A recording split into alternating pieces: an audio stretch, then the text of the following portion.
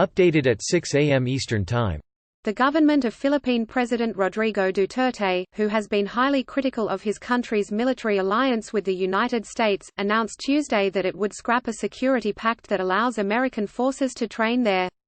In a move that could have consequences for a counter-insurgency against Islamist extremists in the country's south, Duterte's Foreign Secretary, Teodoro Locsin Jr., tweeted Tuesday that the Visiting Forces Agreement (VFA) with the U.S. would be unilaterally terminated.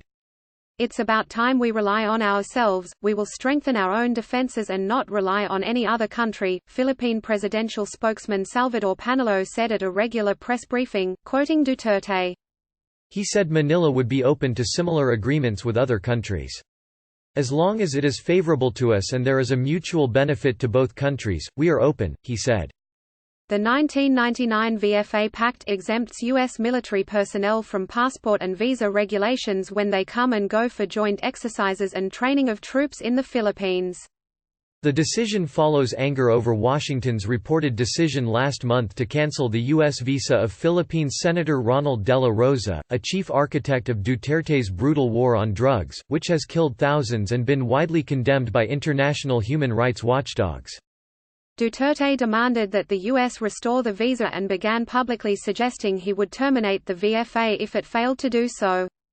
The U.S. Embassy in Manila issued a statement on Tuesday calling Duterte's move a serious step with significant implications for the U.S.-Philippine alliance. We will carefully consider how best to move forward to advance our shared interests, the statement said. The U.S., which provided some $550 million in military assistance to the Philippines from 2016 to 2019, conducts joint military exercises, such as the annual Balikatan, or shoulder to shoulder, in Tagalog, with Filipino troops. Balikatan, which sometimes also includes Australian forces, is seen as a show of force against possible military adventures by China. The U.S. also has kept as many as 100 Special Forces troops on the Philippine island of Mindanao on a rotating basis to help in Manila's fight against terrorist group Abu Sayyaf and other militants linked to the Islamic State. U.S. troops were on the ground in 2017 aiding the Philippine military during a siege of militants in the southern city of Marawi. The U.S. Navy is also seen as a bulwark against China's territorial ambitions in the South China Sea. The Philippines, a former U.S. territory that gained independence in 1946, has long viewed Washington as its strongest ally. Besides the VFA, it also has a mutual defense treaty with the U.S. that dates back to the 1950s. That pact, along with the Obama administration's Enhanced Defense Cooperation Agreement, remains intact. However, Duterte came to office 3 years ago with strong words for Washington. Among other things, he has said the U.S. treats the Philippines as like a dog on a leash, and has accused U.S. forces of clandestine activities in the country. He came into office executing a dramatic pivot away from the U.S. and toward China, an increasingly strong regional player. The U.S. has 180 days to respond to the notice of the VFA's termination. Duterte has said that President Trump wants to save the deal.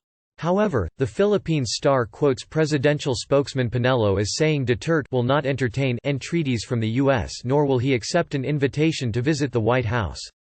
But in one tweet, Locsin, the foreign secretary, seemed to suggest that the cancellation of the pact was mostly a bargaining tactic aimed at getting some unspecified concessions from Washington. And last week, in a televised Senate hearing, Locsin listed the crucial security, trade and economic benefits the accord provides, according to the Associated Press.